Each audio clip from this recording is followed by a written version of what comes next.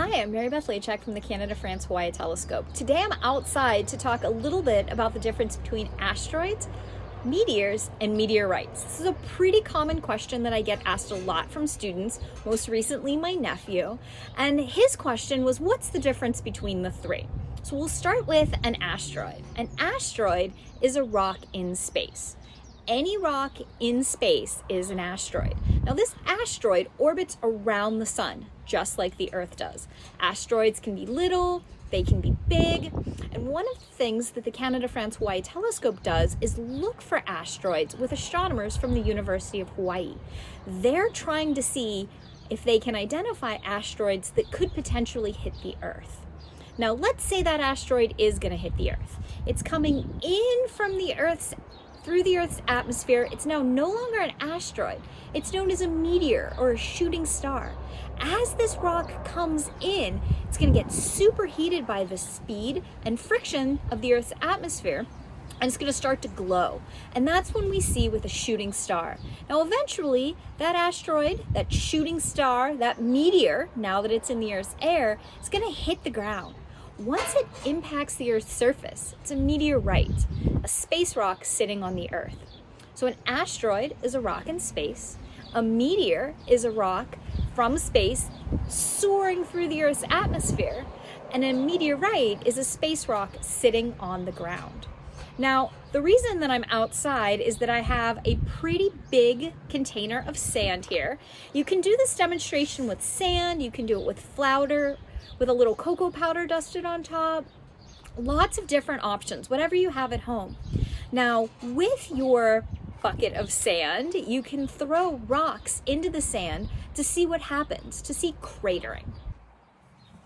So we've got our sand or flour or whatever we're using, and we're outside because it's gonna be a little messy. So we're gonna practice making impact craters. The first thing we do is just drop a rock.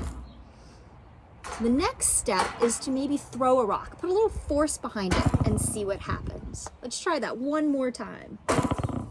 That's why we're outside. This is a little messy.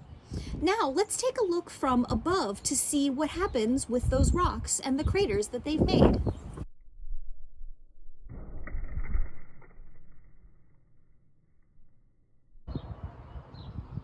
Here we are, we're above our sand, and we're gonna gently pull the rocks up and move them over to the side. And you can see here that the sand has made a little bit of a crater. That's what we call an impact crater. Now we'll notice the one over here that I threw with some force, I threw a little bit harder. It's actually a deeper crater. So depending on the size of the space rock, the size of the meteor, and how fast it's entering the Earth's atmosphere, you end up with a big crater or a little crater. Most of the time when we see a meteor or a shooting star, we're seeing a smaller piece of rock enter the Earth's atmosphere. Occasionally we see something a little bit larger. It might be very bright, we call that a fireball. Every once in a while, a large object impacts the Earth. We can see those craters like the Meteor Crater in Arizona or the Chicxulub Crater. Chicxulub Crater is located off the Yucatan Peninsula in the Gulf of Mexico, deep under the water. Scientists believe that that crater was caused by a comet or meteor that impacted the Earth's surface with such force that it led to the extinction of the dinosaurs. Thanks for tuning in to today's MKO at Home Astro Day edition. Watch us for the next 3 weeks as we have science demos, exciting activities, and unveil the results of the 2020 Maunakea coin contest. Tomorrow we'll have our first virtual awards ceremony, so tune in and see which students have won in a variety of age categories. And stay tuned for the unveiling of our grand prize winner. Thanks!